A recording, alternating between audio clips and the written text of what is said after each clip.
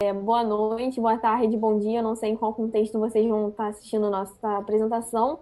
Eu me chamo Jéssica Patrocínio, sou aluna de Literatura Hispânica 3 e 4 nesse período atípico.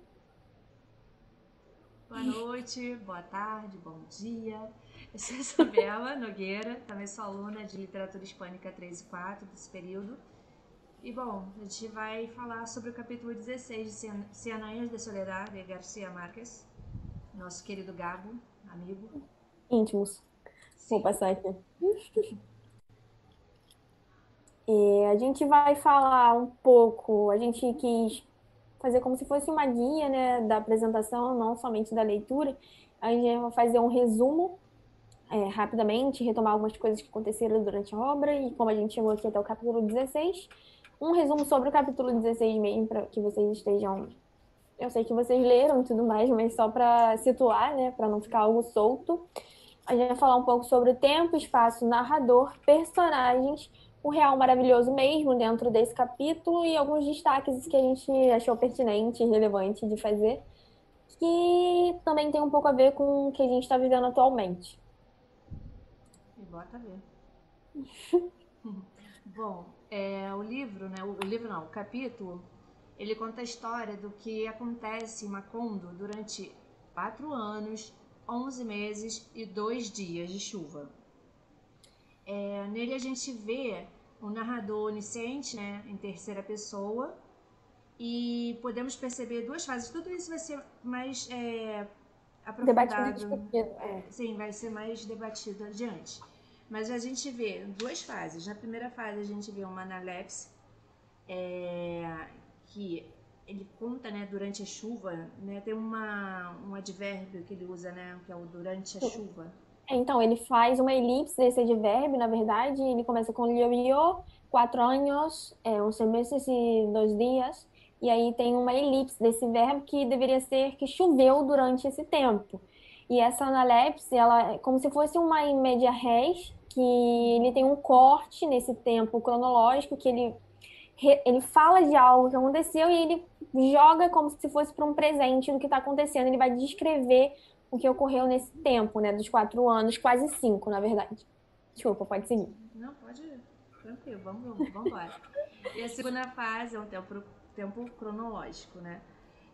Bom, o capítulo, como a gente vai debater mais adiante, é um capítulo curto, mas que narra 4 anos, né? 4 anos, 11 meses e 2 dias, como deixa bem claro ali. E a gente não percebe esse tempo, né? Ele vai marcando ali os 4 anos, mas não dá para perceber que foram 4 anos em aquele capítulo, naquele número de páginas Porque tão ele é curto. ele é um capítulo relativamente curto, que ele faz um tempo assim, correndo relativamente rápido, né? Que você não se dá conta que está passando todos esses 4 anos que ele está descrevendo. Mas tem alguns pontos importantes que a gente vai ressaltar mais para frente. E a gente também vê alterações relacionadas com o tempo e o local, né? E as pessoas desse local. A gente vê Macondo, que antes era retratado como paraíso, passando a algo deteriorado. E vemos também alguns personagens importantes e que estavam presentes desde o começo, passando por isso também. Como a morte do coronel Herineldo Marques, que participou, né, de algumas Das guerras, das várias 38. guerras com, assim, com Aureliano. E também vemos a deterioração de Úrsula e de Petra Kutz. E ali a deterioração da Úrsula, né, que ali é uma personagem bem importante, que já vem anunciando uma morte, né? Isso. É uma prolepse, mas a gente vai chegar nisso mais tarde. Sim. Só para a gente, antes de passar para os resumos dos temas que serão tratados, só para a gente se situar do que está acontecendo, né, nesse momento na obra, a gente vem de uma revolta, né, de uma revolta, uma crise social que o que o povo de Macondo está vivendo em relação laboral e política nesse momento em relação às exigências que foram impostas, né, contra essas exigências da Companhia das Bananeiras, né, que é uma companhia estrangeira e gringa. É importante ressaltar, e a gente tem em mente isso, que é algo que vem de fora. E que eles haviam fechado, um pacto, e eles abandonaram Macondo, deixando Macondo às ruínas. Eles condenaram Macondo à miséria e à pobreza, né? E o que o povo queria era simplesmente coisas básicas, como saneamento, acesso à medicação e coisas assim, né? Que eu acho que toda a sociedade precisa ter. São coisas básicas, né? Coisas do nosso dia a dia que eu acho que a gente está muito privilegiado, em relação à nossa sociedade, frente a sociedades que ainda hoje sofrem com essas questões. Mas agora vamos seguir. Quer falar mais alguma coisa, Liz? Não, a gente só não falou sobre a presença do tio Ah, direto tá. e indireto que tem durante todo a Todo o narrativa. capítulo. Desculpa. Fiquei empolgada.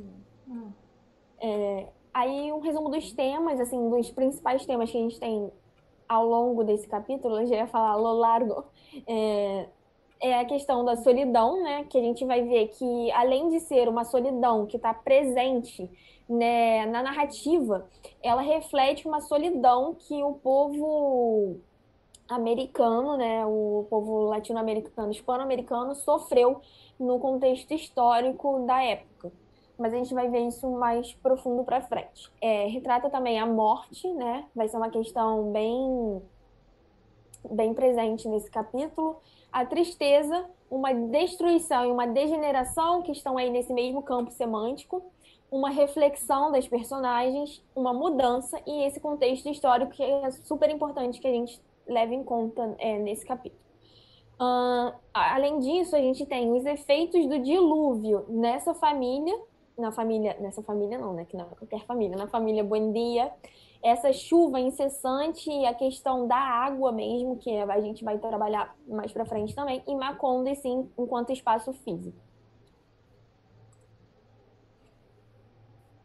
Quer começar falando? Eu posso Sim, falar.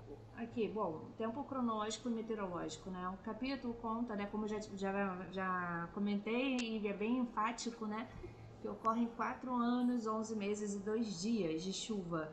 E interessante ver que a gente, apesar de ler, né, quando a gente lê fica muito, sei, impactado, né? 4 anos de chuva, imagina.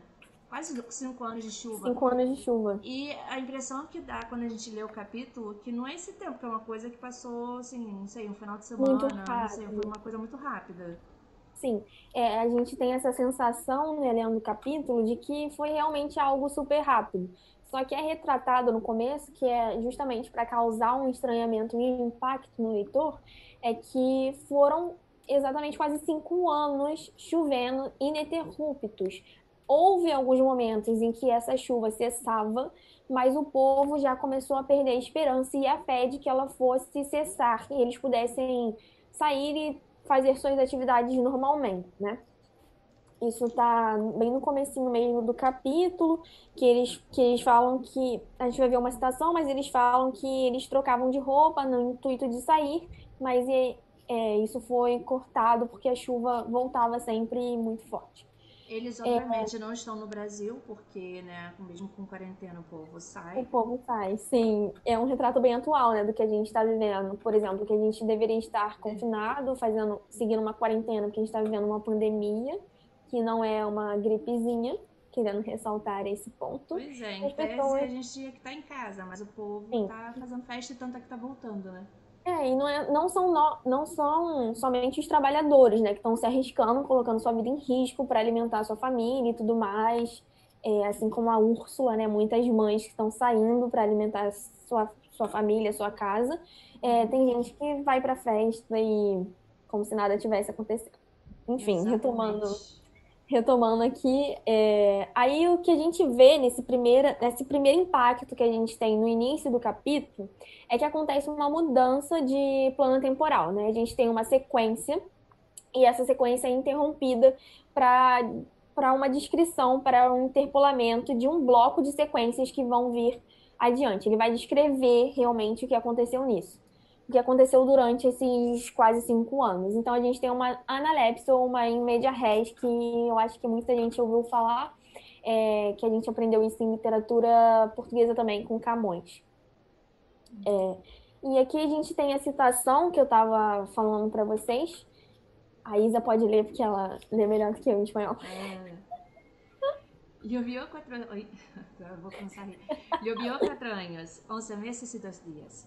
Hubo épocas de llovizna en que todo el mundo se puso sus ropas de pontifical y se compuso una cara de convaleciente para celebrar la escampada.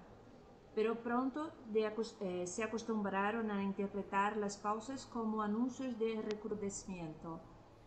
Foi isso Então que a eles, gente. eles se prepararam, mas aí acabou ficando uma coisa comum, já não, né? É. Eles acreditavam, né? Eles tinham uma fé, inclusive coletiva, de que essas pausas da chuva iam ser mais frequentes ou que elas iam ser cessantes, mas não, na verdade não foi isso que aconteceu. O que aconteceu foram 5 anos quase 5 anos de chuvas ininterruptas.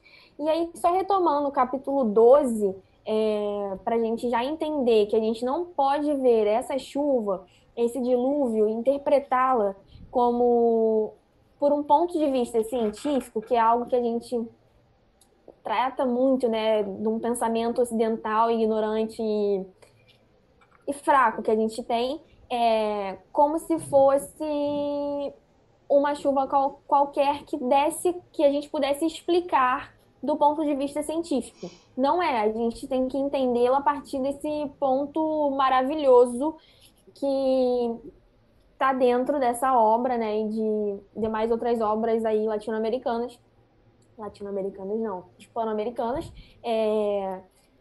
e aí esse dilúvio, ele já é previsto, podemos assim dizer, tem uma prolepse no capítulo 12, quando é narrado que, dotados de recursos que em outra época estuvieron reservados a la divina providencia, modificaron el régimen de lluvias, apresuraron el ciclo de las cosechas y quitaron el río de donde estuvo siempre y lo pusieron con sus piedras blancas. Ou seja, eles já estavam falando sobre esse regime das chuvas, né, que foi modificado com a chegada dos estrangeiros, do Mister Brown e a Companhia Bananeiras, que haveria essa modificação do regime, né, que eles mudariam e, por assim dizer, A gente como pode fazer acontece até uma muito. analogia até com o que aconteceu com a Amazônia, né? Porque as queimadas e tudo Então, estão estão alterando as é uma condições climáticas. questão, sim, é uma questão de destruição do próprio ser humano aí, tanto que não seja no na terra dele, se ele pode ir para fora e destruir outro lado, para ele tá tudo bem, tanto faz, tanto fez, o que vai ser retornado como efeito, né? Uhum. Como efeito colateral. Enfim, foi só para retomar esse capítulo 12 que eles já haviam falado sobre o assunto. Fala. A gente vê também a presença do narrador, né? Como já havia dito, onisciente. E ele é um narrador em terceira pessoa, ele sabe tudo, ele vê tudo, ele descreve tudo detalhadamente, como a gente pode ver nesse trechinho aqui. Detrás de la carreta, algunos descalzos y todos con los pantalones a media pierna. Chapaleaban en el fango los últimos sobrevivientes de la capitulación de Neerlandia, llevando en una mano el bastón de... ¿La bastón de? Não sei. Eu creio que não há. Ih! O que eu tô Bastón falando em de espanhol? Não sei, amiga. carreta. Agora, En la otra, una corona de flores de papel descoloridas por la lá. lluvia. E a gente tem também o narrador que nos conta sobre os pensamentos dos personagens, né? das personagens e narra os seus sentimentos, o que está acontecendo. Ou seja, ele entra na cabeça dos personagens e traduz pra gente o que está rolando. Úrsula era feliz en medio de la parentela irreal que los niños describían sin omisión de detalles, como si de verdad la hubieran conocido. Úrsula conversaba con sus antepasados sobre acontecimientos anteriores a su propia existencia, gozaba con las noticias que le daban y lloraban con ellos por muertos mucho más recientes que los mismos contertulios. Aqui a Úrsula tá no momento que ela tá meio perdida, ela não sabe mais a realidade, não conhece mais a realidade e ela vê, né, os antepassados. E as crianças que estão ali, eles começam a entrar no jogo, né? Eles começam a falar sobre esses espíritos que eles estão vendo, esses mortos que eles estão Uhum. vendo. E Fantasma, né? aqui, São são os presenças fantasmas de fantasmagóricas. Úrsula. Isso. E aí o narrador tá contando pra gente ali, a Ursula era feliz, né? Ela gostava com as notícias, né? Ela estava feliz com as notícias que ela recebia, ela chorava com eles. E isso quem tá falando pra gente é o narrador, não é a Úrsula. Exatamente. Eu estava procurando aqui no livro, mas o meu livro não tem as mesmas páginas que o arquivo, então eu estou um pouco perdida, não sei o que faltou aqui, gente. Desculpa qualquer coisa, depois a gente pode corrigir e enviar os slides para vocês.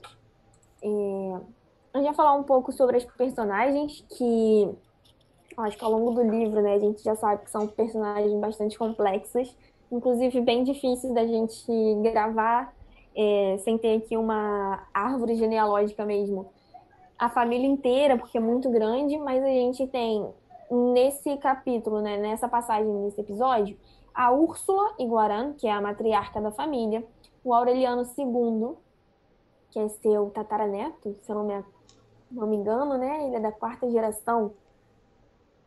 É isso? Peraí, deixa eu confirmar aqui na.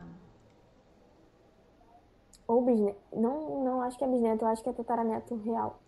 Eu fico muito confusa com essa árvore. E a gente tem a Fernanda de Olicarpio, que é a mulher do Aureliano, a Amaranta Úrsula, que é filha deles dois, desse casal, Petra É Cotes, que é bisneto. bisneto. Isso aí, sempre confundo, tá vendo? Petra Cotes, que é amante do Aureliano II e também é amante do seu irmão gêmeo, assim, só para lembrar, retomar aqui na obra. E a gente tem Aureliano Babilônia, que é um neto do Aureliano e da Fernanda, que é filho da Meme com Maurício Babilônia, só para contextualizar também. E a gente vai falar um pouco mais a fundo agora das personagens e trazer alguns apontamentos, né, algumas citações do livro para a gente entender o que está acontecendo nesse momento com eles, nesse momento do confinamento, né, do dilúvio. Você vai? Eu posso ir? Ok. Aqui, a primeira personagem que a gente vai trabalhar com vocês é a Úrsula. Ela sempre representou, né, essa espinha dorsal, né, essa matriarca da família Buendia.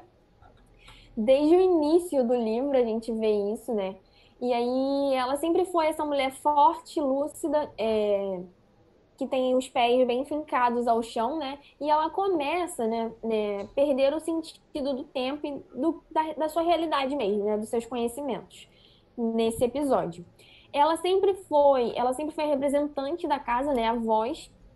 E aqui ela tá justamente no início do seu fim. Ela tá numa prolepse do que vai acontecer nos próximos capítulos, anunciando, vivendo essa crônica de uma morte anunciada. Justamente fazendo aí um ponto com outra obra do Marques, e ela vive esse momento muito frágil. Ela não está bem, como a Isabela apontou nos slides anteriores, e aí ela é vista como uma boneca de uso da filha, Amaranta e o Babilônia, me esqueci o nome dele agora. Não, mas É agora é até Aureliano? interessante, né? Você vê uma mulher que foi tão forte, foi o Sim, alicerce da casa, da da família. história e tudo, e se transformando numa boneca. Numa boneca, exatamente, porque eles usavam ela para os jogos e para as brincadeiras e mexiam muito com ela. A gente vai mais para frente, alguns pontos, né, que a gente vai falar disso. E aí a gente tem duas citações que são bem fortes, são duas passagens bem expressivas, que a gente vê o que vai acontecer com a Úrsula nesse momento, que seria: nada mais estou esperando que passe a lluvia para morir-me. Então ela está anunciando que no fim desse dilúvio, né, no fim dessa tormenta, ela real vai embora ela vai partir e será o seu fim. Confundía el tiempo actual con épocas remotas de su vida hasta el punto de que en una ocasión pasó 3 días llorando sin consuelo por la muerte de Petronila Iguarán, su bisabuela, enterrada desde hacía más de um siglo. Ah, e a gente vê que ela está fora de si, né? Fora dessa realidade. Ela começa a perder o sentido do tempo porque ela está chorando por alguém que foi tem muito tempo, tem séculos, e ela não se dá conta do que está acontecendo no momento presente. Ela perde esse limite, né? Essa linearidade do real. Seguindo, a gente tem a Fernanda Del Carpio. Pode falar um pouco. Eu falo muito. Fernanda fica revoltadíssima, Fernanda. Ela se volta, né, contra o Aureliano II e É. começa a reclamar de várias coisas, ela se perde, ela começa a se questionar de várias coisas, sobre várias coisas que aconteceram. E o dilúvio faz com que ela se dê conta do que é e de como se vê dentro daquele lugar, né? Ela se sentia muito superior. Ela achava que ia chegar lá, ia virar uma princesa, era uma princesa Em Madagascar. de Madagascar, e viu que não era bem assim, né? Ela estava tendo que fazer todo o trabalho e tal, e ela vivia ali com pessoas que não gostavam dela. E ela só começou a ter essa noção ali na quarentena deles, né? Na situação No confinamento. no confinamento deles. E É... ela, Pode só falar. rapidinho para comentar, que ela reforça bastante nesse capítulo que ela tem um sobrenome peninsular, que nos traz essa ideia da colonização, né, de peninsular, que retoma a Espanha e tudo mais, e de mostrar que ser superior é ser de fora, é ser da metrópole, é ser de outro lugar que não esse, que por mais que tenha sido construído, por mais que tenha se baseado em ser um paraíso, é, ela não se encaixava ali, porque ela sabia qual vinho servir, como tomar o vinho, como pôr os talheres na mesa e tudo mais, e as pessoas ali eram muito ignorantes. Me Então parece um ela pouco. Desculpa. pode falar, pode falar. Me parece um pouco a ideia dos colonizadores chegando e dando de cara com os indígenas, eles ali se sentindo Superiores. superiores e. Como eu posso dizer? Ai, fugiu a palavra agora. E os índios selvagens, né? Havia a É como se família ali eles como fossem bichos, animais. civilizada. Eles, Que na ela é civilizada e os outros são os selvagens. essa questão de barbárie e civilização, né, que ainda está aí presente, eu acho que muito no imaginário das pessoas aqui latino-americanas, hispano-americanas, de uma maneira igual. Dessa visão que a gente tem, que está bem retratada na obra também, que é essa questão da família Buendia ser muito animalizada. Eles são vistos sempre como animais, bichos, realmente por várias características que eles têm. É, então ela tem esse ar superior. Desculpa, pode seguir que eu bem interrompi. Ah, relaxa. A gente tem aqui umas passagens, né, do capítulo falando sobre a Fernanda. Vou dar uma lida. Al fin de cuentas, toda la vida habla. No. Agradecida. Toda a vida havia sido para ela como se estivesse lloviendo. Então, para ela não mudou muita coisa, porque ela estava, como a gente disse, ela estava vivendo ali no meio de pessoas que não gostavam dela e que ela via como inferiores a ela. Então, ela só estava ali trancada com aquelas mesmas pessoas. Era Fernanda la que se paseaba por toda la casa doliéndose de que la hubieran educado como una reina para terminar de sirvienta en una casa de locos, con un marido holgazán, idólatra, libertino. Nadie le había dicho nunca buenos días, Fernanda. ¿Qué tal noche pasaste, Fernanda? Pero no había podido soportar más con el malvado de José Arcadio II dijo que la perdición de la familia había sido abrirle las puertas a una cachaca.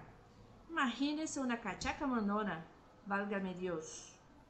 Essa Que passagem é bem forte, né?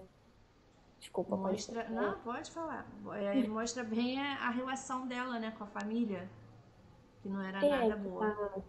Principalmente com o marido, né? Porque a gente tem dois contrastes. são pontos que se contrastam a todo tempo. Eles não têm nada a ver um com o outro, tanto que ele tem uma amante e ela sabe disso, porque a todo momento ela sempre foi uma representação da religiosidade, né? Tem essa questão da fé e da crença a todo momento, ela é muito religiosa, também por essas questões, né, peninsulares e tudo mais, desse contexto da Espanha e tudo mais. E já ele, ao contrário, ele é uma pessoa muito libertina, que só pensa em sexo, dinheiro e fazer nada para ninguém a todo momento. Ele quer ser inútil, é, como seus pais e Que nos, avós, nos faz bisavós. pensar em. Gente, acabei de ver o nome dela. Qual é o nome dela? A gente acabou de falar dela. Da Úrsula? Como a gente vê com a Úrsula e o marido, né? Porque ela ralava pra caramba Sim. e E ele tava ele. ali com Melquíades a todo momento, e Aí os inventando inventos. história. Uhum. E ainda É, pegava dinheiro com ela, pedia toda hora dinheiro pra ela. sim, sim, exatamente. E só pra Hum, concluir, tem a última passagem aqui que deixa claro essa questão dela se sentir superior e tal do uhum. sobrenome. Una figura de sangre como ella que tenía derecho a firmar con 11 apellidos peninsulares. As Ou frases seja, ela só para tinha deixar claro 11 isso. sobrenomes, né, espanhóis e Peninsulares. peninsulares, né, espanhóis de maneira geral. A própria rainha. É, ela se sentia muito superior a eles. E aí a gente tem o Aureliano II, que esse momento do dilúvio vai ser para ele um momento de saudosismo. Ele vai ficar a todo momento recordando coisas que aconteceram. Ele, no começo, se entretém com seu neto, o Babilônia. Eu Aí, só me Babilônia. lembro do sobrenome, que ele ensina o neto a se apresentar, né? Estar socialmente ali no povo, corta o cabelo do menino e tudo mais. E também ele começa a ser e deixar ser. É uma passagem muito forte que está aí durante o capítulo, porque ele era uma pessoa inútil. A todo momento, Fernanda o retrata como uma pessoa inútil que nunca fez nada, né? Nem fazia nem as coisas de homens que ele deveria fazer. E a gente vê isso bem explícito na obra. Na obra não, nesse capítulo. E ele começa a se entreter, a passar o seu tempo consertando, arrumando e fazendo tudo que era necessário dentro de casa, né? Eu já ia falar arreglando. E aí ele consegue uma reflexão interna através da chuva. A chuva lhe causa uma tranquilidade, né? Ele começa a ficar tranquilo, começa a refletir sobre sua vida e tudo mais. Um ponto importante que eu já ia esquecendo de falar é que geralmente ele não fica em casa, né? Na casa da Fernanda, na casa dos Buendia. Geralmente ele tá na casa, mora na casa da Petra Cotes, que é a sua concubina, não, sua amante. Amante. E por acaso, antes que a chuva cessasse, ele falou que ia ficar em casa até a chuva cessar. Só que mal sabia ele que isso demoraria muito tempo. Então ele acaba ficando quase 5 anos em casa junto da Fernanda. Escutei. Além disso, e com isso, essa tranquilidade ela é rompida. Há uma quebra dessa tranquilidade da personagem, porque a Fernanda vai ter uma discussão de casal, como a gente Vai ter um de, bate-boca mesmo. ai, Conjugal? com- é, eu esqueci o termo certo. Eles vão ter essa discussão, né? E ele vai simplesmente fingir que nada está acontecendo enquanto ela está fazendo suas reclamações, né? Suas cantorias que eles botam na passagem. Mas, na verdade, ele vai responder de forma muito agressiva. Ele vai quebrar a casa toda, praticamente, né? Quebrar os potes, os vasos de flores, os pratos. Ele realmente tem essa postura muito agressiva, porque ela reclamou que não havia comida em casa e que ele não faz nada, ele é um inútil, e nem para pôr comida em casa ele faz, que seriam as coisas de homens. E aí ele quebra tudo, sai de casa com um pano posto assim sobre o corpo, né, para chuva, e volta com umas pequenas porções de banana, uma carne seca e arroz e milho com os bichos, e nunca mais foi reclamado de que não havia comida em casa. Ou seja, ele não consegue, não é papel, ele acha que não é papel dele, né? Mais uma vez, essa questão da mulher sendo a pessoa que tem que pôr o alimento em casa, ademais das coisas que ela já faz, do que seria seu papel de pôr a mesa, os serviços domésticos que a gente até comentou naquele trabalho que foi posto no Ava. Além disso tudo, ele fica. Ah, e detalhe, que a gente falou que essa passagem, ela é. Esse capítulo ele é muito rápido, né? Vamos dizer, para 4 anos de chuva, 11 meses e 2 dias, ele é um capítulo curto, então ele passa muito rápido. Ele tem essa agilidade. Só que a briga deles é relatada de uma forma muito longa. Por exemplo, são 4 páginas de discussão. E tudo isso se passa em um dia. Então, esse dia, ele é focalizado, ele tem um tempo à parte. E ele é retratado como se tivesse durado muito mais tempo. A impressão que a gente tem lendo é que ele durou muito mais tempo mesmo do que a chuva em si, que durou quase 5 anos. É, Além disso tudo, que eu já falei, estou falando bastante, ele fica obcecado em descobrir a fortuna do San José de Yeso, que está lá no começo dos capítulos, que aparece na casa da Úrsula, né, na casa dos Buendia, durante a guerra, e ele está cheio de moedas de ouro, e isso vai ser enterrado, e somente a Úrsula sabe onde está isso. E ele fica obcecado com isso, em descobrir, já que agora ela tá tendo alucinações, não tá muito bem, não tá dentro da sua realidade, né? E tenta descobrir através disso, através dessa condição que ela se encontra, onde estaria essa fortuna. Só que ele não obtém sucesso, a gente vai ver mais pra frente. E aí, uma citação, né, uma passagem, para a gente terminar de falar do Aureliano, que eu acho que é peça-chave aí desse capítulo, porque a gente tem muitas presenças femininas, e a gente tem la antigua semejanza con el hermano gemelo se fue otra vez acentuando, no solo por el escurrimiento de la figura, sino por el aire distante y la actitud ensimismada. Então ele estava se tornando o seu próprio irmão, né? Ele estava ficando quase representando essa figura louca e magra, e esguicha, assim, tudo mais. Inclusive, ele vai emagrecendo ao longo desse capítulo, e ele emagrece muito, muito. Vou dar continuidade. Também, né? Preguiçoso, não queria arranjar comida, teve Sim, que não queria escutar um fazer monte de nada. reclamações para poder arranjar. E além disso, ele começa a escavar todo o terreno, né, loucamente, procurando a fortuna que está escondida. Sim. Temos a Petra Coates também, e nela a gente vê uma mudança, né, e uma deteriorização física. Ela sempre foi uma mulher forte, e aqui nesse capítulo, com essa chuva, a gente vê um lado mais humanizado, que ela passa um bom tempo ali tentando salvar a mula. Inclusive, ela dá coisas de comer dentro da casa para a mula. Deu cortina, deu panos, toalhas, enfim. Deu tudo que ela pudesse dar para a mula sobreviver, né? Se alimentar. Porque todos os outros animais haviam fugido, né, do dilúvio, e outros morreram, assim, de formas absurdas, que ela não conseguia nem desenterrar eles da lama e tudo mais. Desculpa. Ah, e ela foi, inclusive, se assemelhando em aparência com essa mula, né? Ela sofre uma animalização. Isso. Aí tem um fragmento aqui que fala sobre isso. Petra Cotes la había alimentado con su rabia, y cuando no tuvo más hierbas, ni maíz, ni raíces, la albergó en su propio dormitorio y le dio de comer las sábanas de percal, los tapices persas, los sobrecamas de peluche, las cortinas de terciopelo y el palio bordado com hilos de ouro e os borlones de seda e de la cama episcopal.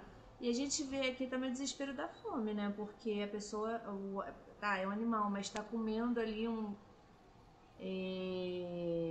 peluche e pano, tecido, né? E, O a, e importante. Não, pode pode falar. continuar, Não, desculpa. fala, fala. Não, é que eu ia falar que, além disso tudo, eu acho que ela fica sofrendo por uma resposta que nunca chega. Porque ela tem um momento que o Aureliano sai e vai ficar uns dias na casa, né, com ela. Só que ele regressa à, à casa da Fernanda, da Úrsula, dos Buendia.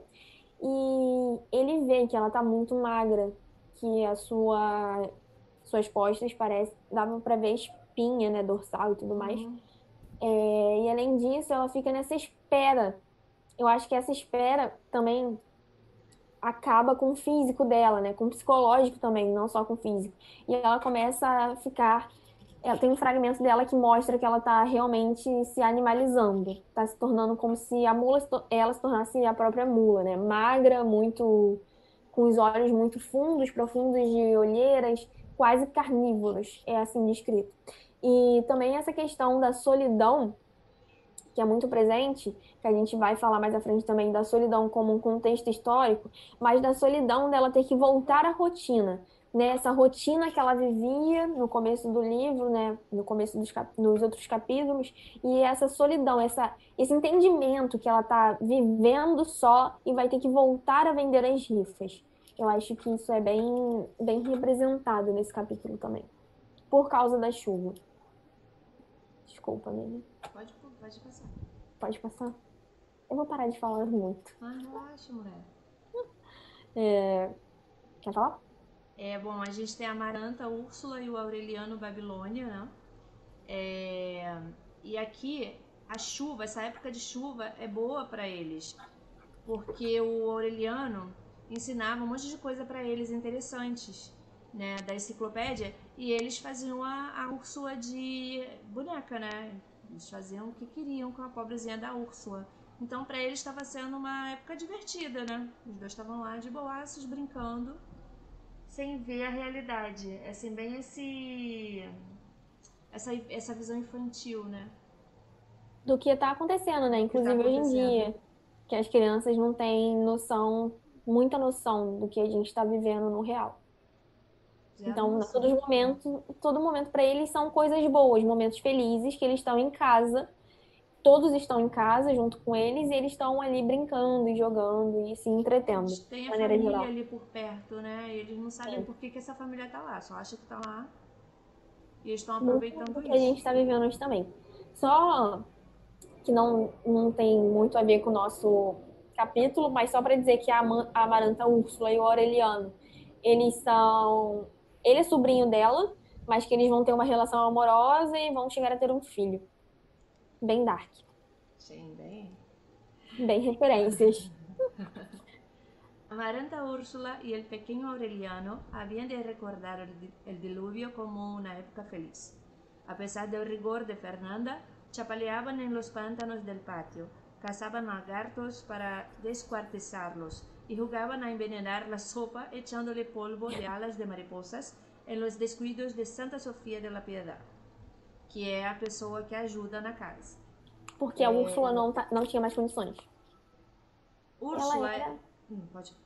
Não, eu só ia falar que ela era mulher de. Mas pode seguir, pode seguir. Acho que o pessoal já sabe, já devem ter comentado isso. Úrsula era su juguete más entretenido. La tuvieron por una gran muñeca decrépita que levaban y traían por los rincones. Eu imagino muito eles arrastando Úrsula, tadinha, pelo chão, sabe? Sim, Disfrazada con trapos de colores y la cara pintada con olín y achiote. Y una vez estuvieron a punto de estriparle los ojos como le hacían a los sapos con las tijeras de podar. E é muito ou seja, engraçado isso, porque não nessa proporção acontece isso mesmo, né? Eu lembro que eu brincava muito com meu avô, penteava os cabelos dele, ele deixava, ele ficava lá dormindo e eu eu também. agarrada nos cabelos dele. Ele só acordava quando eu pegava a tesoura falando que ia cortar os cabelos dele. E havia a mesma Eu, coisa com a minha mãe. eu acho que ela chega a ser algo, tipo, além, sabe? Porque ela parece uma marionete na mão das crianças, Sim. né? Essa descrição me Ué, lembra como se eles manipulassem ela, assim, e o e que tudo são os mais. avós? São isso. Eu também fazia isso quando eu era pequena. Muito bom. A Bia aprendeu É, o olho de gatinho, tu sabe, né? O gato de bota. Ela chega pra minha mãe e Enfim, faz, muito bom, consegue muito tudo. bom. Agora a gente vai falar um pouco sobre o espaço, né? O espaço físico de maneira geral. E a gente vai dividir esse espaço em dois momentos, que seria Macondo e a casa dos Buendia. Vou começar falando um pouco sobre Macondo. O espaço de Macondo tá nessa divisão, né? Tá entre o antes e o depois desse capítulo. É, ele começa a ser destruído. Ele foi abandonado, a miséria e a pobreza, e o dilúvio está representando esse depois do que está acontecendo. Como vai ser esse espaço destruído, deteriorizado e acabado depois da chuva? A Amiga, gente vai. Hã? amiga, é meio como os colonizadores, né? Fizeram tudo o que queriam, Sim. arrasaram, pegaram tudo o que queriam, depois foram embora e largaram pra É isso, trás. Macondo está representando aí o que aconteceu. A gente pode puxar já para o contexto histórico, que seria a questão do Bolívar ter feito negócios, não, como se diz, ter vendido, né, a Hispanoamérica para os ingleses, e aí a gente tem um abandono. É como se retratasse esse abandono do contexto histórico e Macondo estivesse representando isso. Macondo, então, está aí no início do seu fim, né, da sua destruição, e a gente tem uma alteração da percepção do tempo mesmo. E um início da verdadeira solidão que vai levar ao o clímax do livro. Então a gente tem antes uma visão da construção desse paraíso, né, que Úrsula esteve nesse início, e depois a gente tem essa destruição, essa deteriorização, que também está sendo representada na Úrsula. Então ela funcionaria não somente como uma metonímia da casa, mas também como uma metonímia de Macondo. É paraíso e destruição. O início do fim mesmo.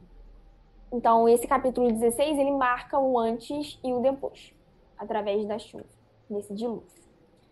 E aí aqui a gente tem, Macondo estava em ruínas. En los pantanos de las calles quedaban muebles despedazados, esqueletos de animales cubiertos de lirios colorados, últimos recuerdos de las hordas de adiven y advenedizos que se fugaron de Macondo tan atolondramente como habían llegado.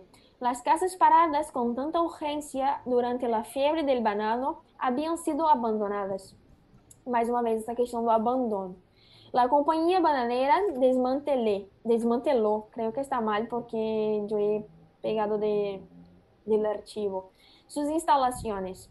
De la antigua ciudad alambrada solo quedaban los escombros. Las casas de madera, las frescas terrazas donde transcurrían las serenas tardes de naipes parecían arrasadas por una anticipación del viento profético que años después había de borrar a Macondo de la faz de la tierra. Esse trecho que eu destaquei dessa passagem se refere a prolepse, que é aquela antecipação do que vai acontecer no futuro. E aqui, nesse final, né, do capítulo, a gente já tem essa prolepse que vai mostrar pra gente aquele furacão que vai realmente causar a destruição de Macondo. Porque depois dessa tormenta, depois desse dilúvio, a gente vai ter um abandono, uma solidão e uma destruição de Macondo, mas ainda não é o seu fim completo. É realmente o início do fim.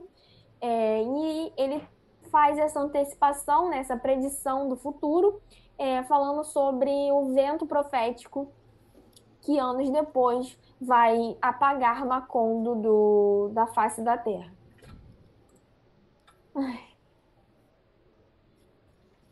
Bom, a gente tem aqui a casa dos Buendia, que representa esse confinamento, né? Do que as pessoas daquele lugar estão passando. E com isso a gente vê a criação de um sistema de personagens. A gente vê muito como cada um se sente, como cada um pensa e como cada um age, né? E a gente vê mudanças em alguns... Uma mudança que ocorre no local através da mudança ocorrida com os personagens.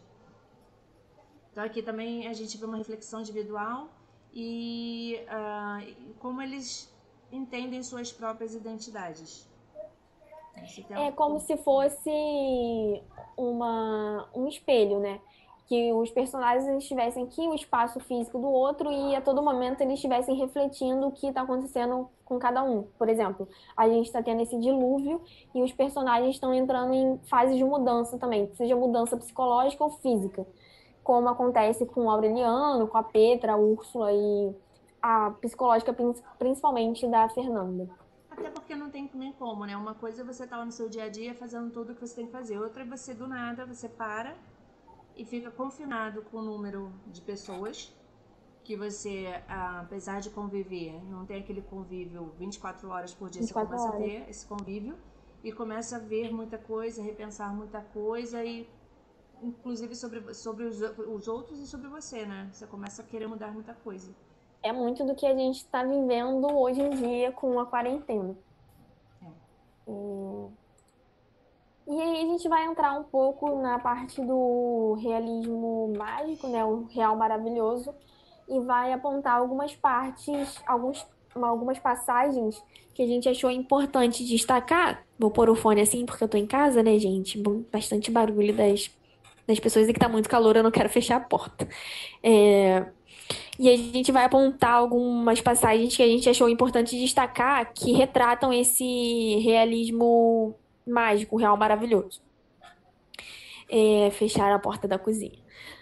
Se deram conta de que eu estou apresentando um trabalho. E aí, o primeiro ponto que a gente quer ressaltar é a água, a questão da água, né? Que está representada tanto nesse dilúvio e em algumas outras partes que chegam a ser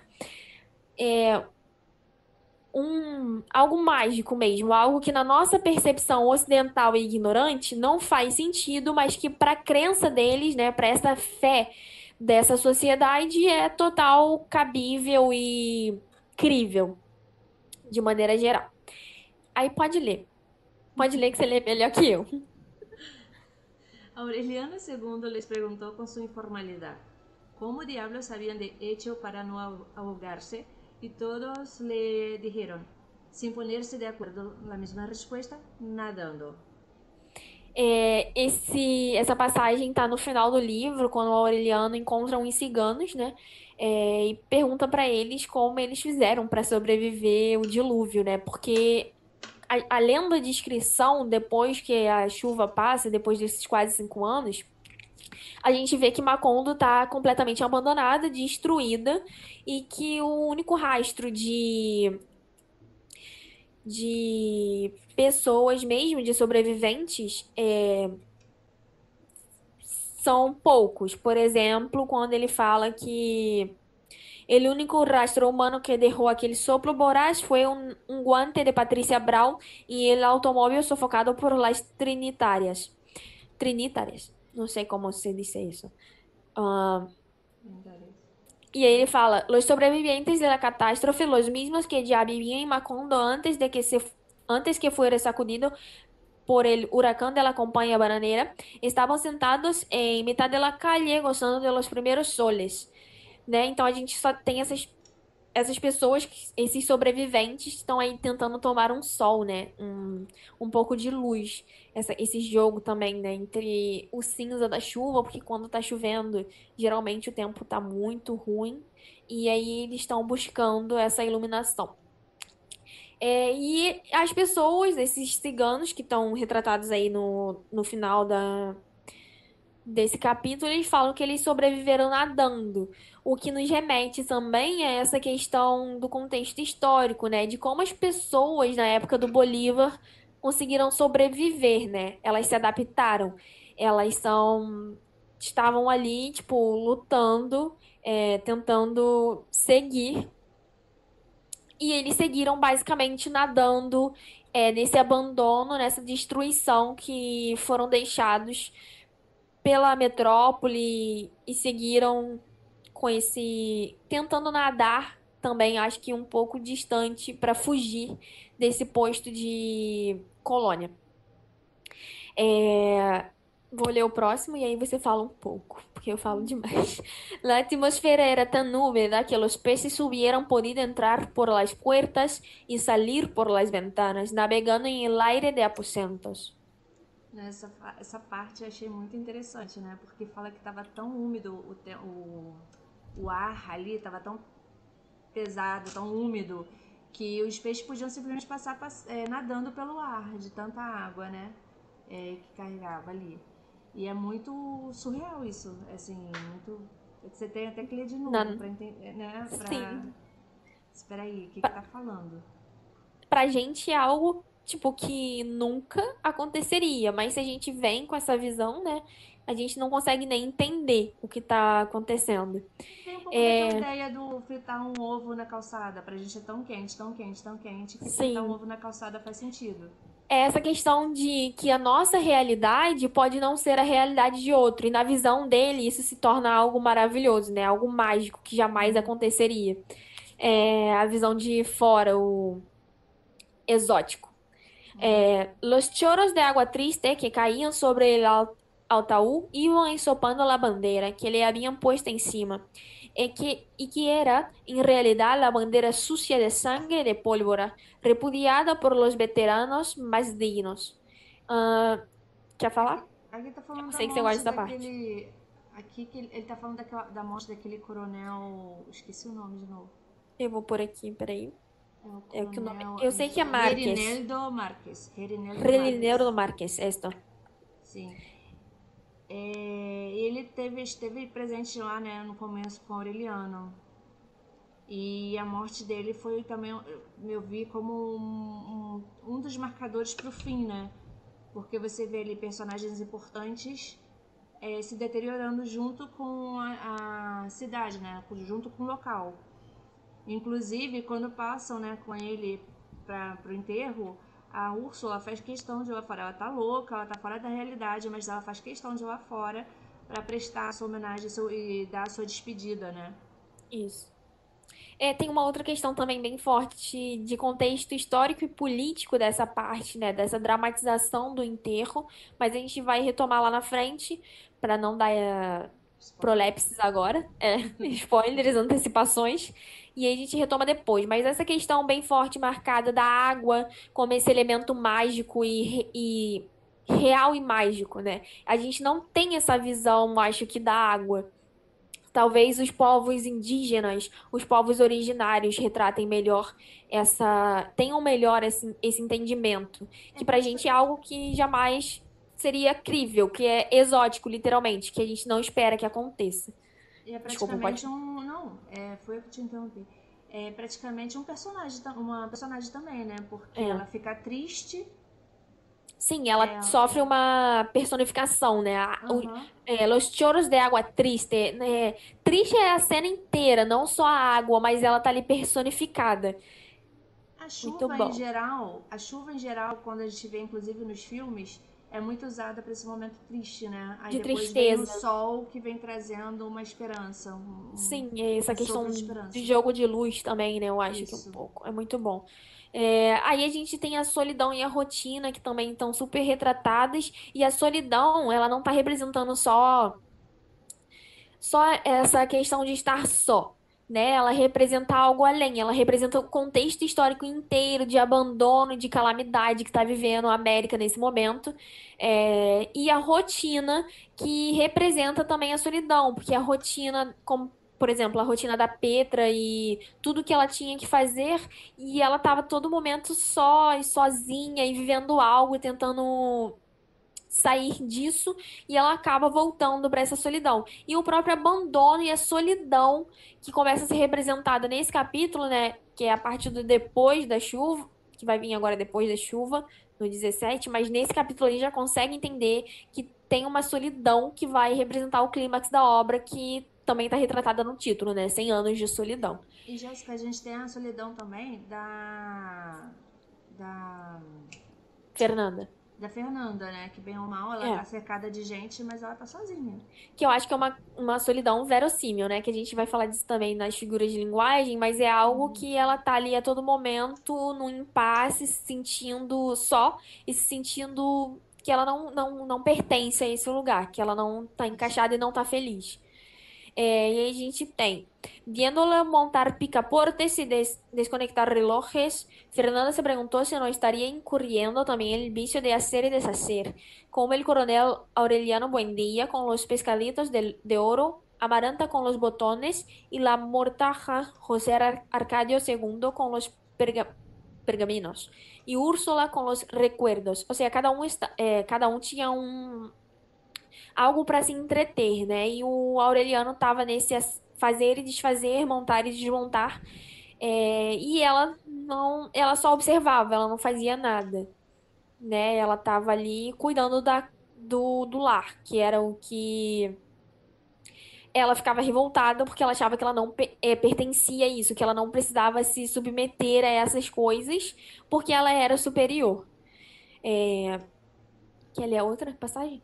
Aureliano II volvió a su casa 8 meses después del último recado y la encontró verde desgreñada, con los párpados hundidos y la piel escarchada por la sarna, pero estaba escribiendo número en pedacitos de papel para hacer una rifa.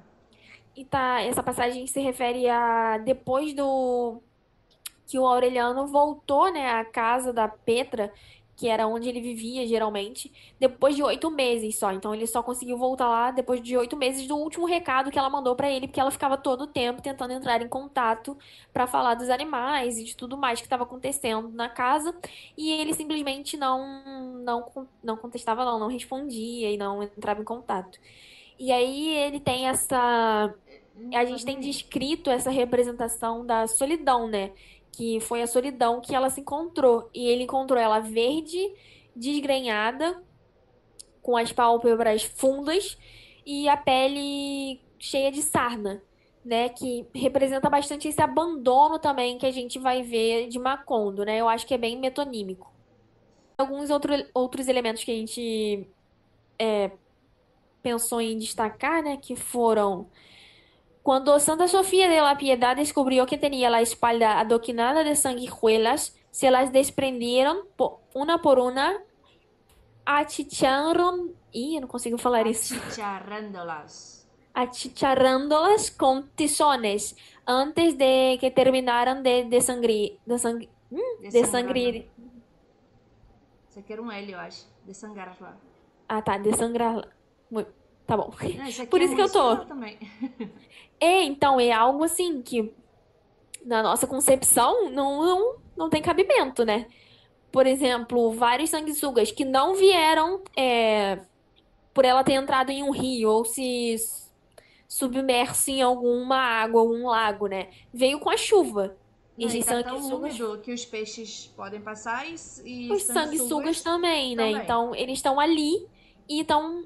Porque os sanguessugas vivem na água, mas, como o próprio nome diz, eles se alimentam Sim.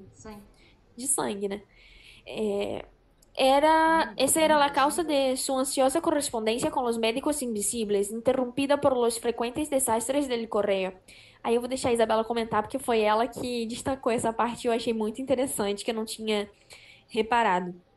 É a Fernanda. Fernanda, ela vê médicos, né? Ela conversa com médicos invisíveis.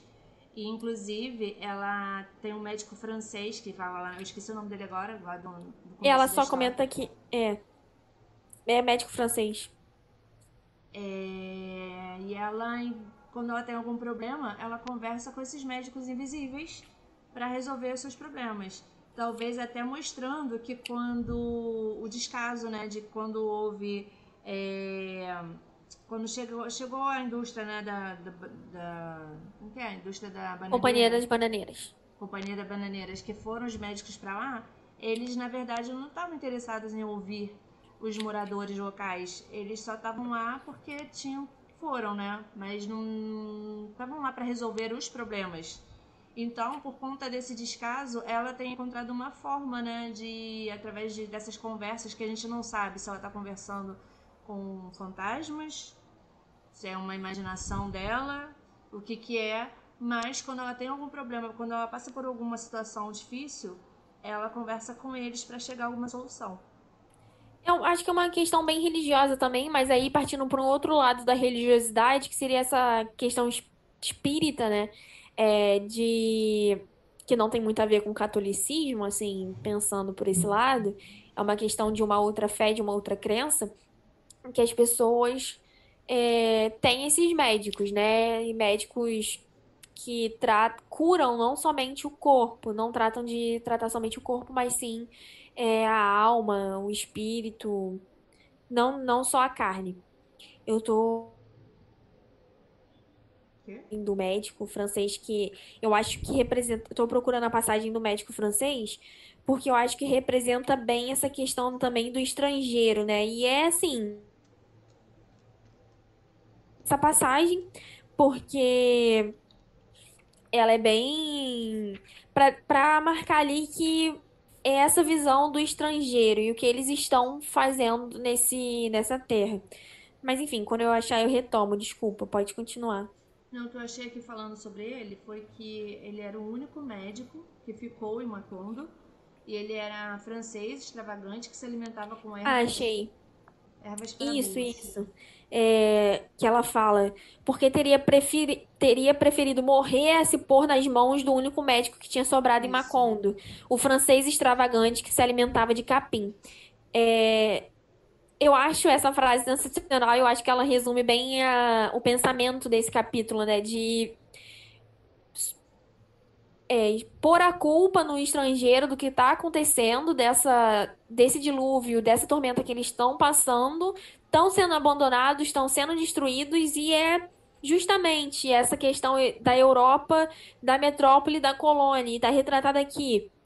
Que prefiro morrer a me pôr nas mãos desse médico francês extravagante e que se alimentava de capim, sendo que ela mesma se gaba de ter 11 sobrenomes peninsulares, né? Verdade. É essa visão de que ela já está se adaptando, já se vê como parte de Macondo, eu acho. É, Enfim. aí tem aqui também, sentada en la cama con el pelo cubierto de ceniza y la cara tapada con pañuelo rojo, Úrsula era feliz en medio de la parentela irreal que los niños describían sin mención de detalles, como si de verdad la hubieran conocido. E aqui, enquanto Fernanda via os médicos, né? Via não, conversava, não sei se a gente não sabe se ela via de verdade, mas conversava com esses médicos invisíveis. Por outro lado, Úrsula estava felizona com os parentes mortos dela, que ela via, e as crianças alimentavam, né? Amiga, deixa eu falar um negócio. Que Peraí, você tava gravando aí? tava, tô. Ah, tá gravando, porque aqui não tava gravando. Aqui tá, graças a Deus. Ai, graças a Deus. Vai, continua. Desculpa te interromper, que eu fiquei desesperada agora que eu Relaxa. vi. Agora eu tô vendo aqui que tem duas. Por um lado, né, como eu já tinha dito, a Fernanda tinha essas Opa. conversas com os médicos invisíveis. Por outro, a Úrsula estava lá super feliz com os parentes mortos e essa conversa, né, essa convivência era alimentada pelas crianças, né, que brincavam com ela de boneca e tal e fingiam que estavam vendo também e Sim. descreviam e participavam, né? Eles entraram nesse mundo irreal da Úrsula. Eu acho Para que vem eles, bem dessa tríade que tá representada na obra também, do louco, do idoso e da criança, que a gente não consegue estabelecer um limite dentro da sociedade para que eles não façam coisas assim, né, que não sejam aceitas. Porque, basicamente, a gente não tem um limiar entre eles três, porque eles não conseguem se estabelecer dentro dos papéis impostos pela sociedade, tudo mais. Desculpa ter te interrompido, mas é só relaxa. para falar que mais uma vez reforça essa questão do fantasmagórico e de como era super normal, né, para eles fazia parte da realidade deles que isso acontecesse. E Mas hoje em cá, dia a gente não vê mais isso tão forte, né? mas cá entre nós, você ficar 5 anos presa numa casa com a sua família, você não ia começar a ver gente morta também. Com certeza, eu ia preferir, inclusive, conversar com eles do que passar 5 anos confinada com todo mundo. Inclusive, ela tá há muito mais tempo, né? Porque ela tá dentro de casa há muito tempo, da construção de Macondo em si. Uhum. Aí, seguindo, a gente tem a questão do San José de Yeso, que Úrsula planteaba siempre una pregunta destinada a establecer quién era el que había llevado a la casa durante la guerra un San José de yeso de tamaño natural para que lo guardaran mientras pasaba la lluvia. Isso também está em outro capítulo, não me lembro agora qual, né, que retrata a parte de quem da chegada do São José de gesso na casa dos Buendia.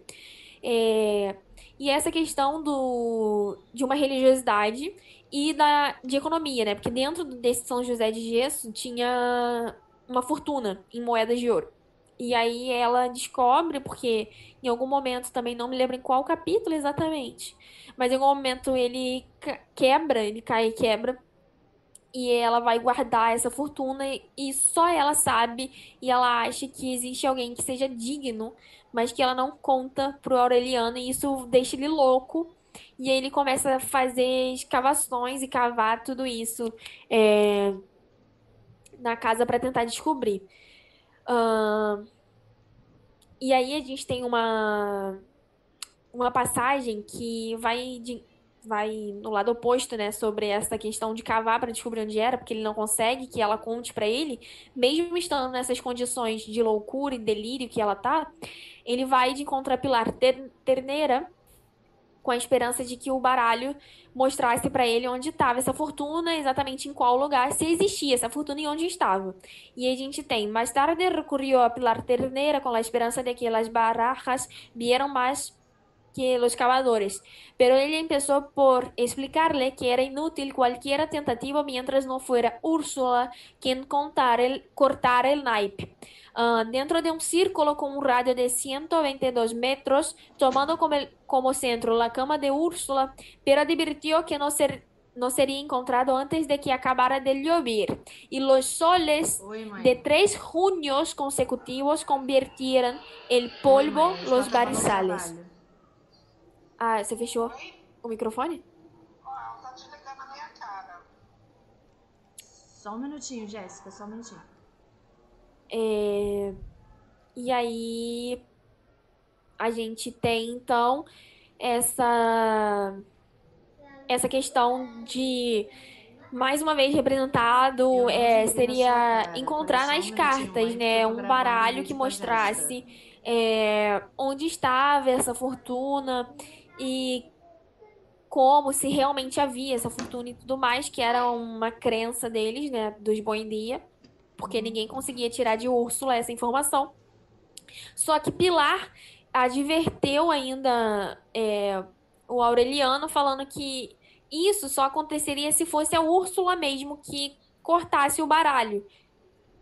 Eu acho muito engraçado eu achei muito interessante essa situação de que ele tentou fazer de tudo pra conseguir, ele tentou enganar a Úrsula de várias formas, e Uhum. mesmo ela, dentro da loucura dela, não caiu, não foi, Não. não entrou Não, no jogo no dele. jogo dele. E aí a Pilar também fala que ele só vai conseguir encontrar depois que parasse de chover, né? Que a tormenta passasse e necessitava como 3 anos, sol de 3 junhos, né? Junhos consecutivos, para secar esse barril, essa lama, esse lamaçal. E virar cipó. E só assim ele conseguiria encontrar, não nesse momento. Mas mesmo assim ele tenta e ele começa a escavar como um louco em busca da fortuna. Que aí é o momento que a gente vê uma mudança física nele também, né? Ele se transforma, ele vai perdendo peso e vai emagrecendo muito, muito, muito. E se assemelhando a seu irmão gêmeo. Pode falar, amiga. Então, temos aqui algumas figuras literárias, né? Temos a hipérbole, que é, mais uma vez, o llovió 4 anos, são 6 meses e 2 dias, que é uma coisa pra gente irreal, né? Imagina, pensar, só de pensar chover uma semana já é uma coisa, assim, não tem nem como, inimaginável. Imagina, 4 anos, quase 5 anos de chuva, né? É uma coisa muito irreal. Você tinha feito algum comentário, esqueci agora, sobre isso. Sobre isso? É. Que é a questão da elipse que tem nessa parte do durante, né? Que ele Ah, sim. omite advérbio, e aí dá a sensação de que é algo que está ainda acontecendo, né? E é o que acontece porque ele faz esse corte, essa interrupção desse momento e descreve o que aconteceu durante esse tempo. Porque Llovió 4 anos é como se ele estivesse no presente retomando algo que aconteceu. E aí ele volta para esse passado e começa a descrever. Sim. Temos a metáfora também. Aureliano II no tuvo conciencia de la cantaleta hasta el día siguiente, después del desayuno cuando se sintió aturdido por el aberreo. Aqui foi aquela parte que a gente comentou, né, da Úrsula reclamando sem parar, porque... Da Fernanda. Fernanda, perdão. Fernanda reclamando sem parar, que não tinha comida em casa, e ele tava lá querendo não fazer nada, né? E de tanto ela reclamar, ele foi, saiu e resolveu a situação e não deixou mais faltar nada. Algo que ele já devia ter feito, diga-se de passagem, desde o começo. Uhum. E esse aberroreo, que é essa metáfora, né? Como se ele tivesse muito zangado, coisas assim. Aturdido por ele, a Bessorreia seria o zunido. Ela ficou É, no isso. ouvido dele. Como uma abelha, né? E Isso. aí a gente tem uma animalização também, uma personificação, esse jogo, ao longo do capítulo que a gente vê. Estava envejecida em los puros huesos y sus lanceolados ojos de animal carnívoro se habían vuelto tristes y mansos de tanto mirar. Mirar a solidão e esperar, né, que algo fosse acontecer. E essa parte está retratando a Petra Cotes quando ela estava sentada esperando Aureliano, né, chegar em algum momento. Ou um retorno dele às suas tentativas de escrita, que ela mandava as cartas e tudo mais. E também a animalização, como a gente viu com a mula, a personificação da água triste e a animalização, que é essa animalização que a Petra está sofrendo, né? E a questão de uma verossimilhança, não sei nem se é um termo muito adequado, mas eu acho que é algo que acontece muito em muitos lares e que muitas mulheres ainda sofrem, que é esse trecho que fala, ni le habían preguntado, aunque sea por cortesía, porque estaba tan pálida, ni porque despertaba con esas orejas de violeta, a pesar de que ella no esperaba. Por supuesto que aquello saliera de una familia que al fin y al cabo la había tenido siempre como el trapito de bajar la olla, como un manigote pintado en la pared. Eu acho que isso é muito verossímil. É algo que está presente na realidade de muitas mulheres, ou também homens, eu não sei especificar e entrar nesse assunto agora, mas das mulheres principalmente, quando elas se casam ou alguma coisa assim, e a família do seu cônjuge não consegue fazer com que ela se sinta bem, né? E ela fica ali e vai adoecendo psicologicamente e fisicamente com isso. Enfim, agora vamos fazer outros destaques. Quer que eu leia? Aham. En las primeras semanas le mandó recados a Aureliano II para que tomara providencias urgentes. Y él había contestado que no había prisa, que la situación no era alarmante. Parece como que, né? Que ya se pensaría en algo cuando escampara. Era só uma gripazinha. Le mandou. Era só uma chuvazinha. Só uma chuvazinha. Le mandó a decir que los potreros se estaban inundando, que el ganado se fugaba hacia las tierras altas donde no había que comer, y que estaban a merced del tigre y la peste. No hay nada que hacer, le contestó Aureliano II, ya nacerán otros cuando escampe. Já nasceram. Sim. É só uma gripezinha. É só uma Vai chuvazinha. nascer mais gente, não tem problema não. Morre gente. Isso acontece. Gente, eu achei, quando eu li isso, eu fiquei tão impactada que eu fiquei, caramba, sabe, o que é que a gente tá vivendo? A Aureliano não era Messias, não, é mesmo? Não. Que nasçam outros. Que nasçam outros, nascerão outros, não? E é tão atual, tão o contexto que a gente está vivendo hoje em dia, principalmente no Brasil, né? Com a pandemia, com o coronavírus e com a política e os nossos representantes. Na verdade, esse desgoverno que a gente está vivendo. E eu achei fundamental que a gente destacasse essa parte, porque eu acho muito, muito atual. Só Eu trocar acho algumas que palavras ali podia ser uma sim, manchete de jornal aqui no sim, Brasil. sim, sim. Totalmente. O outro. Pode ler de novo, amiga. Você lê tão bem. Ah, qué linda. Nadie había vuelto a asomarse a la calle. Si de Fernando hubiera dependido, no habrían vuelto a hacerlo jamás. No solo desde que empezó a llover, sino desde mucho antes, puesto que ella consideraba que las puertas se habían inventado para cerrarlas y que la curiosidad por lo que ocurría en la calle era cosa de rameras. Ah, qué lindo. Sin embargo, ella fue la primera en asomarse cuando avisaron que estaba pasando el entierro del coronel Reinaldo Márquez. Ela só queria ficar trancada, né? Mas aí eu vi ali uma Aham. situação, ela foi a primeira a correr. Como eu acho que também parte muito, essa questão me fez pensar muito na visão, na perspectiva que as mulheres têm das próprias mulheres. E eu acho que ele também é muito atual. De estar trancada, né, dentro de casa e que é para isso que servem as portas e que as mulheres que estão na rua têm um outro valor, um outro significado, que elas são mal vistas ou alguma coisa assim. E aí eu resolvi destacar porque eu acho que esse capítulo ele traz, ele aporta muito o lado feminino da história, né? A gente tem o Aureliano e o Aureliano Babilônia representado, mas eu acho que as figuras femininas são muito mais representadas e descritas e trabalhadas nesse capítulo, assim como a chuva, né? Que a chuva é feminina. É, e aí, não sei, eu achei ele bem impactante. Eu achei que ainda temos essa visão, essa noção de que as mulheres que estão na rua ou que estão para a rua são mulheres inferiores ou mulheres que não prestam, né? Sem valores, Não, coisas eu. assim. E aí a gente vai agora falar um pouco sobre as ideologias do contexto histórico e a política que está representado, está disfarçado, não está na superfície desse capítulo, mas que é palpável. O dilúvio de 4 anos da novela está relacionado com os capítulos da Gênesis, assim como a Elda e a Fabiana e a Carol, né? Se eu não, eu esqueci o nome dela, mas eu acho que é Carol. Falaram no. A Alonso falou nos primeiros vídeos que elas gravaram sobre a construção de Macondo, que tá aí no Gênesis, né? É, esse paraíso e tudo mais.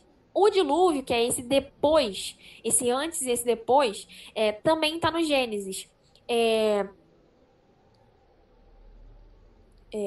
no qual falam sobre o grande dilúvio que dura 400 dias e é desencadeado por Deus. Aqui a gente tem esse desencadeamento por um estrangeiro, por alguém que é de fora, né? Por esse outro, que é o Senhor, o Todo-Poderoso Mister Brown. E o povo começa a crer, né? Eles criam uma fé coletiva que isso aconteceu devido a Companhia das Bananeiras, o Mister Brown, esse estrangeiro, o gringo que vem de fora. E isso tudo representa esse contexto histórico dos ingleses e do Bolívar nesse contexto, né? Esse sistema, esse pensamento anti-imperialista que a gente vê do europeu, da metrópole em cima da colônia que a gente está vivendo nesse momento e que o Bolívar consegue vender e deixar aí para que os ingleses fizessem o que bem entendesse. E aí a gente tem o abandono. Então eu acho que isso tá tudo bem entrelaçado e tecido nesse capítulo. Não tá na superfície, mas a gente consegue palpar. A gente consegue entender também por causa de todo o resto da história que a gente chegou até aqui. Também uma visão bem conservadora, né? Que é esse episódio da cantaleta da Fernanda, no qual o interesse é ver refletido o pensamento do autor no próprio narrador que narra com a voz da personagem, né? Que a gente tem essa narração, o narrador ele vai narrar como se fosse a Fernanda descrevendo o que ela tá vivendo nesse momento e a gente consegue ver refletido as ideias do próprio autor nesse episódio. Dando seguimento aqui, eu trouxe para vocês a questão anti-imperialista, que eu acho que ela tá bem refletida. Eu acho que é um episódio, uma cena bem forte, dramática, do que tá sendo vivido né, nesse contexto histórico e na narrativa, que é a morte do coronel Reinaldo Marques. Vou deixar a Isabela ler, porque senão eu falo demais sozinha. E aí a gente fala um pouquinho depois. A Isabela também vai falar sobre esse episódio. No habría podido concebirse un cortejo más desolado. Habían puesto el ataúd en una carreta de bueyes sobre la cual construyeron un cobertizo de hojas de banano. Pero la presión de la lluvia era tan intensa y las calles estaban tan empantanadas que a cada paso se atollaban las ruedas y el cobertizo estaba a punto de desbaratarse. Los chorros de agua triste que caían sobre el ataúd iban ensopando la bandera que le habían puesto encima, y que era en realidad la bandera sucia de sangre y de pólvora, repudiada por los veteranos más dignos. Sobre el ataúd habían puesto también el sable con borlas de cobre y seda, el mismo que el coronel Reinaldo Márquez colgaba en la percha de la sala para entrar inerme al costurero de Amaranta. Detrás de la carreta, algunos descalzos y todos con los pantalones a media pierna, chapaleaban en el fango los últimos sobrevivientes de la capitulación de Neerlandia, llevando en una mano el bastón de carreto y en la otra una corona de flores de papel descoloridas por la lluvia. Eu acho eu não sei, eu acho muito teatral essa parte, né? O que aconteceu com o enterro, esse corpo que foi no chão e teve que ficar abandonado. E eu acho que representa muito esse choros de água. Ai, me perdi. Los choros de água triste. Não é só a água que tá triste. É a América que está triste. É Macondo que está triste. E isso é só uma metonímia, né? Esse abandono, esse afastamento da metrópole em cima da sua colônia por causa de ações políticas anti-imperialistas de Bolívar em vender a América para os ingleses e deixar que ele fizesse todo o resto. Além dessa parte, eu acho que também a parte que a gente destacou, que os ciganos sobreviveram nadando, eu acho que ela também imagifica, né? Ela desenha muito bem o que no contexto histórico, né, social da sociedade da época estava acontecendo, o que eles tiveram que fazer para sobreviver a tudo isso. E eu vou passar que se adaptam e tem uns que vão, né? Sim, o que a gente teve que fazer, né? Enquanto sociedade. E aí a gente vai falar sobre uma prolepse, que é basicamente um spoiler para finalizar a nossa apresentação do capítulo 17, que vem depois desse capítulo 16, porque ele termina, né? Ele remata esse capítulo assim, e a gente entende que não é o fim, totalmente o fim, né? A gente vai ter um fim a partir dos próximos capítulos, até porque falta pouco para acabar o livro. E o fim de Macondo, nesse capítulo a gente tem duas antecipações que são descritas, que seriam essa crônica anunciada da morte da Úrsula, né? Que está representada por essa imagem que a gente colocou aí. É a matriarca que vai embora. Mais uma vez, um abandono, uma perda, né? Essa solidão em que Macondo vai se encontrar. E com a morte da Úrsula, a gente também tem o fim, né? O abandono não, é o fim mesmo de Macondo. Eu esqueci a palavra. Macondo vai desaparecer. É isso que eu quero retratar. Quer falar alguma coisa, amiga, da morte da Úrsula? Não, você já falou tudo, basicamente, né? Que com ela, como ela sempre foi ali a coluna, né, a dorsal da história, da casa, da família, ela morrendo nada mais lógico que acabar, né? O local, né? Assim. E também essa parte que falam pareciam arrasadas por uma antecipação del viento profético que anos depois havia de borrar a Macondo de la faz de la tierra, que também é uma prolepse, uma antecipação, né, um spoiler do que vai vir nos próximos capítulos, que seria realmente o fim de Macondo. Seria essa questão de culpar o estrangeiro por tudo que está acontecendo, inclusive pelo furacão. É tudo culpa do outro que representa o imperialismo, né? Essa questão estrangeira da metrópole de vir aqui saquear e abandonar, né? Se afastar do que fez, né? Não assumir a responsabilidade. E aí a gente vai ter essas duas prolepses nesse capítulo mesmo, e os próximos capítulos vocês terão que ler e acompanhar as apresentações dos demais colegas. A gente encerra a apresentação aqui, né? Fiquem ligados para novos capítulos. Mas com a gente, A no gente caso. tem nosso e-mail, que se vocês quiserem entrar em contato, as referências da onde a gente pegou as imagens e tudo mais, também as imagens que a gente tirou das personagens. E muito obrigada. Obrigada.